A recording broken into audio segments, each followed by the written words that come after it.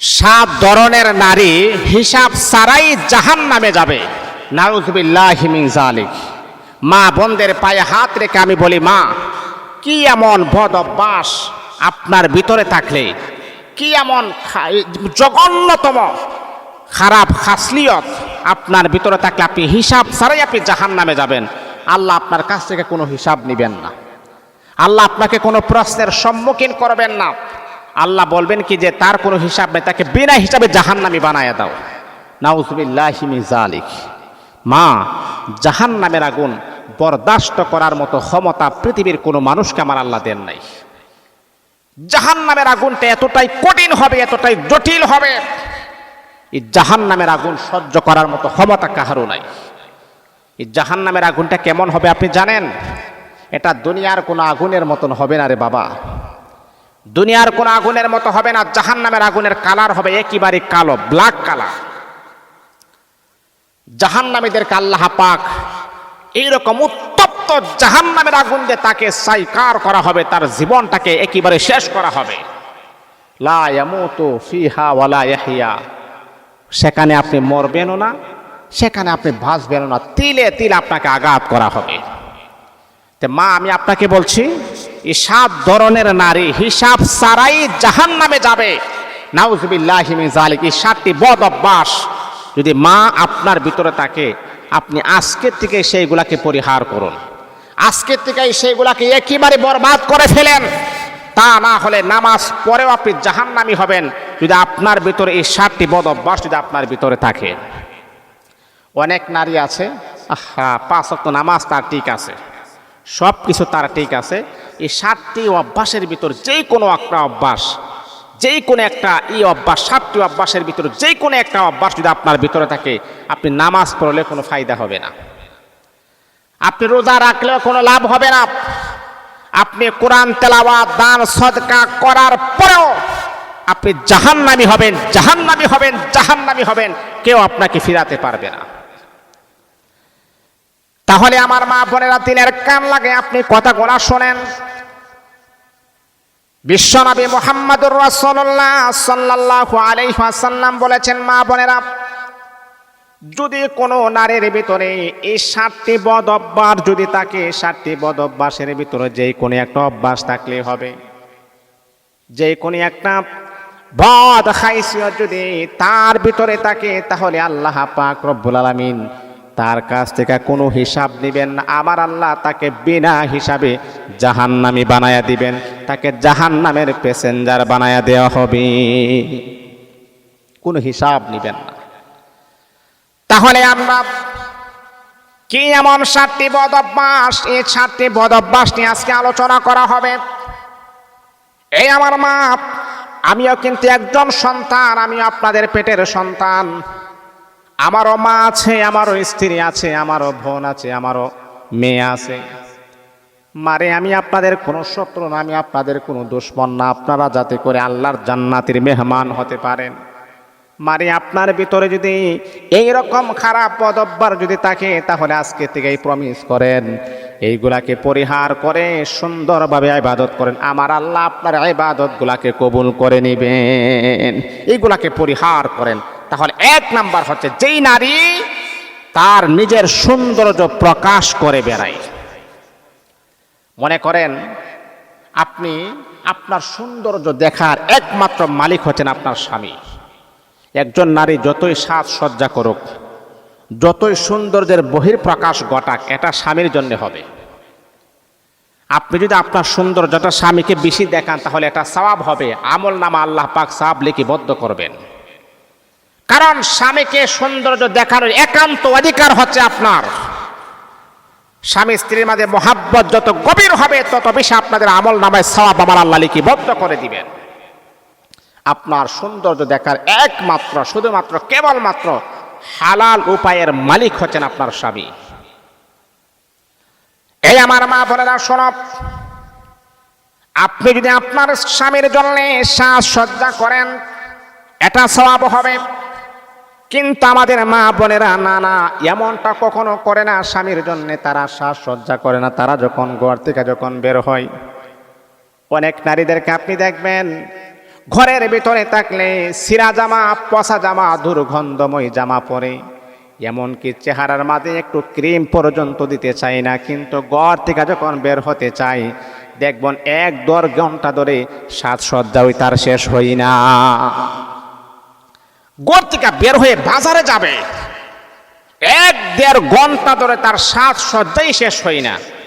তাহলে মা, আপনার স্বামীকে আপনার সৌন্দর্য না দেখিয়ে রিক্সাওয়ালাকে আপনি আপনার সৌন্দর্য দেখান, ভ্যান গাড়িওয়ালাকে আপনি আপনার সৌন্দর্য দেখান, সিএনজিওয়ালাকে আপনি আপনার সৌন্দর্য দেখান।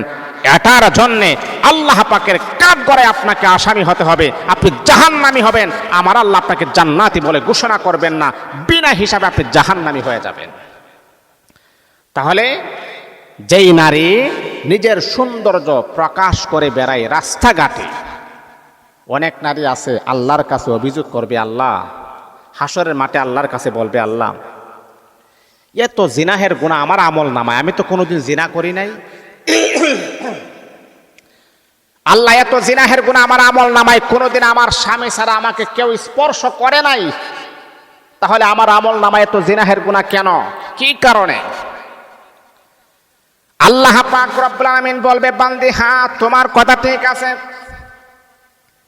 ওই মহিলাটা, ওই নারীটা আল্লাহর কাছে অভিযোগ করবে, রব্বুল আলামিন আল্লাহ আমার স্বামী ছাড়া আমার লজ্জাস্থান অন্য কোনো পরপুরুষ দেখে নাই, আমার স্বামী ছাড়া কাহারও সাথে আমি মিলিত হই নাই, সহবাস করি নাই, কিন্তু আল্লাহ আমি তো দেখতেছি আমার আমল নামার ভিতরে শত শত জিনাহের গুনাহ আছে, এটা কিভাবে সম্ভব?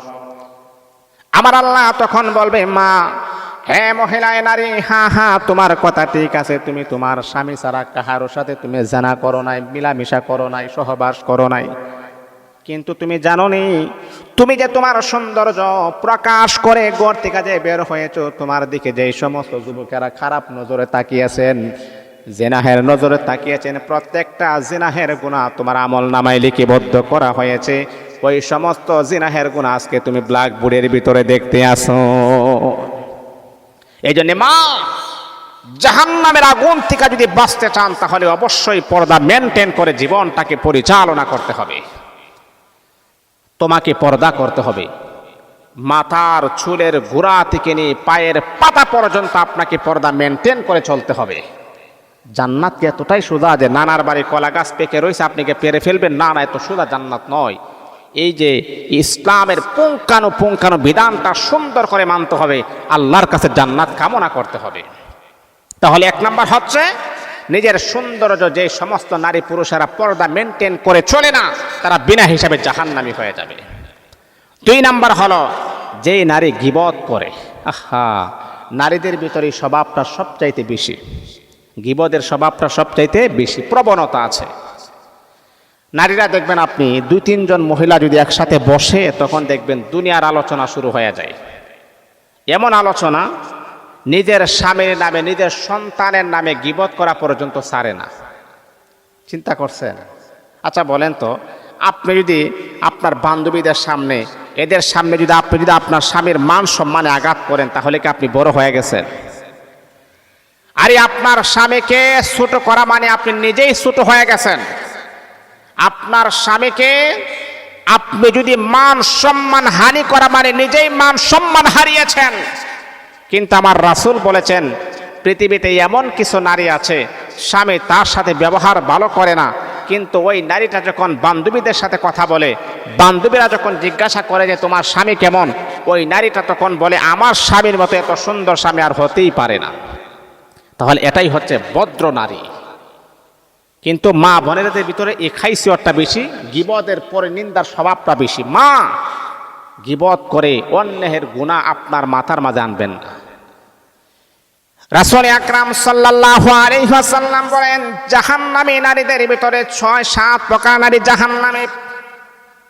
এর মধ্যে 2 নাম্বার হলো যেই নারী গীবত করবে, পরনিন্দা করবে, অন্যের কথা নিয়ে সমালোচনা করবে, অন্যের দোষ নিয়ে আলোচনা করবে। আরে আপনি অন্যের দোষ নিয়ে কেন আলোচনা করেন? আপনার তো নিজেরই দোষের কোনো শেষ নাই। আমার নবী বলেছেন, যেই নারী গীবত বেশি করবে সেই নারীকে আমার আল্লাহ বিনা হিসাবে, কার কাছ থেকে কোনো হিসাব নেবে না, জাহান্নামী বানায়া দিবে। এটা হলো 2 নাম্বার। 3 নাম্বার হচ্ছে যেই নারী স্বামীর অবাধ্য হয়। এই গুণটা, এই বদ অভ্যাসটা আমাদের মহিলাদের ভিতরে সবচাইতে বেশি প্রবণতা লাভ করেছে, প্রচার প্রসার লাভ করেছে। অনেক নারী আছে দেখবেন নামাজ ঠিক আছে, রোজা ঠিক আছে, তারপরে আপনি দেখবেন খাবার দাবার সব কিছু ঠিক আছে, দান সদকা ঠিক আছে, কিন্তু মা আপনি নামাজ পড়েন সব ঠিক আছে, রোজাও রাখেন ঠিক আছে, দান সদকা করেন ঠিক আছে, তসবিহ টিপাও ঠিক আছে, দুরূদ শরীফ পড়াও ঠিক আছে, জিকির আজকার করাও ঠিক আছে, কিন্তু স্বামীর খেদমতে করার বাজার ঠিক নেই। আহা, স্বামীর মারাত্মক লেভেলের অবাধ্য, স্বামীর মারাত্মক লেভেলের অবাধ্য। স্বামী যদি বলে এইদিকে আসো, ওই যা উল্টা দিকে, স্বামী বলে ডানে, সে যা বামে। কিন্তু আমার মা বোনদের কার কত বুঝাবো, তারা এটাও বুঝে না। দেখেন, নামাজ পড়া যেমন ইবাদত, কোরআন তেলাওয়াত করা যেমন ইবাদত, রোজা রাখা যেমন ইবাদত, ঠিক তদরূপভাবে একজন নারী তার স্বামীর খেদমত করা, স্বামীর বাধ্য হওয়া, সেটাও কিন্তু ইবাদত। আর স্বামী যদি আপনার প্রতি নারাজ হয়, নামাজ পড়েও আপনি জাহান্নামী হবেন। স্বামী যদি আপনার প্রতি অখুশি হয়, রোজা রেখেও আপনি জাহান্নামী হবেন। স্বামী যদি আপনার প্রতি একেবারে নাজেহাল হয়, তাহলে মা আপনার সমস্ত আমল বরবাদ হয়ে যাবে, আপনি জাহান্নামী হয়ে যাবেন। এই যে আপনি নামাজ পড়েন, কোরআন তেলাওয়াত করেন, জিকির আজকার করেন, কিন্তু মা আপনি জানেন নেই আপনার স্বামী আপনার প্রতি খুশি না, আপনার স্বামী আপনার প্রতি নারাজ। কেন নারাজ, কি কারণে নারাজ জানেননি? আপনার স্বামী যখন আপনাকে আহ্বান করে আসার জন্য, কিন্তু আপনি আসেন না, তার ডাকে সাড়া দেন না, স্বামীকে ভালোবাসেন না। স্বামীর মনে ভীষণ কষ্ট, আহারে যে স্ত্রীকে আমি এত মোহাব্বত করি, যে স্ত্রীকে আমি এত ভালোবাসি, কিন্তু আমার মোহাব্বতের স্ত্রী আমার কথা শুনে না। এই যে স্বামীর মনে একটা কষ্ট হয়েছে, আল্লাহ পাক রব্বুল আলামিন আপনার সমস্ত ইবাদত বন্দেগী আমার আল্লাহ কবুল করবেন না। আপনাকে আমার আল্লাহ ইবাদত করার পরও জাহান্নামের প্যাসেঞ্জার বানায়া দিবেন। তাহলে মা, স্বামীর অবাধ্য হওয়া যাবে না। স্বামীর অবাধ্য স্ত্রীরা কখনো জান্নাত পেতে পারে না, তারা জাহান্নামী হয়ে যাবে।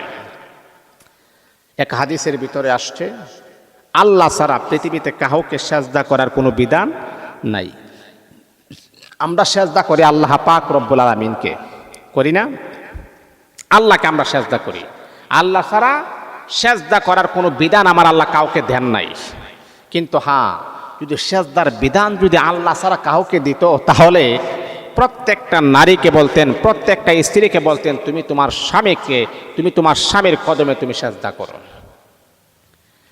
একজন স্বামী মাথার গাম পায়ে ফেলে অক্লান্ত পরিশ্রম করে, স্ত্রীর ভরণ পোষণ আদায় করে, স্ত্রীর খাবার সরঞ্জাম সবকিছু আদায় করে, কিন্তু আপনি তাকে এতটুকু ভালোবাসা আপনি দিতে পারেন না, তাকে এতটুকু ভালো আপনি বাসেন না, তাহলে মা আপনার ইবাদত করার পরেও আপনি জাহান্নামী হয়ে যাবেন। আপনার বাঁচার কোনো সম্ভাবনা নাই, আপনি জাহান্নামী, এতে কোনো বিন্দু পরিমাণ কোনো সন্দেহ নাই।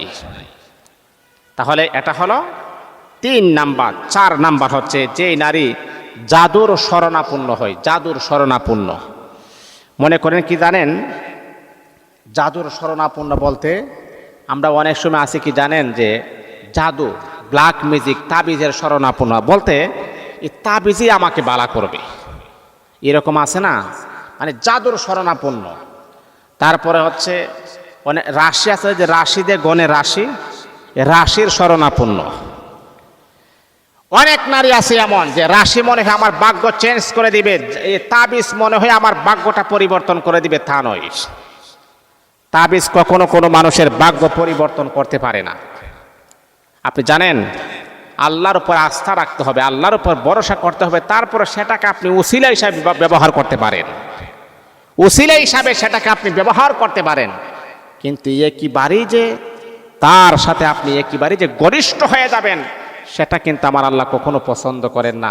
এই জিনিসটা দিয়ে একেবারে যে আপনি মিলাইয়ে নেবেন, সেটা আমার আল্লাহ কখনো ভালোবাসেন না। তারপরে হচ্ছে 5 নাম্বার হচ্ছে যেই নারী অশ্লীলতায় লিপ্ত হয়, যেই নারী খারাপ কাজে লিপ্ত হয়, স্বামী থাকার পরও যেই নারী পরকীয়া করে, স্বামী থাকার পরও যেই নারী অন্য ছেলেদের সাথে তার অবৈধ সম্পর্ক আছে এবং অন্যদের সাথে তার মিলামিশা আছে, আল্লাহর রাসূল বলেছেন যেই নারীর স্বামী থাকার পরেও স্বামীর হক আদায় করে না, আবার অশ্লীলতায় লিপ্ত হয়, ওই নারী কখনো জান্নাত পাবে না, সে জাহান্নামী হয়ে যাবে, বিনা হিসাবে সে জাহান্নামী হয়ে যাবে। 6 নাম্বার হচ্ছে যেই নারী মিথ্যা কথা বলে, কথায় কথায় মিথ্যা বলে, কথায় কথায় মিথ্যা বলে, মিথ্যাটাকে গ্রহণ করে নিয়েছেন, যখনই কথা বলে মিথ্যা বলে, সত্য কথা বলেই না। আর যারা মিথ্যা কথা বলে আল্লাহ পাকের রহমত থেকে তারা বঞ্চিত হয়, আল্লাহ পাকের বরকত থেকে তারা বঞ্চিত হয়, ওই সমস্ত নারী জাহান্নামী হয়ে যায়।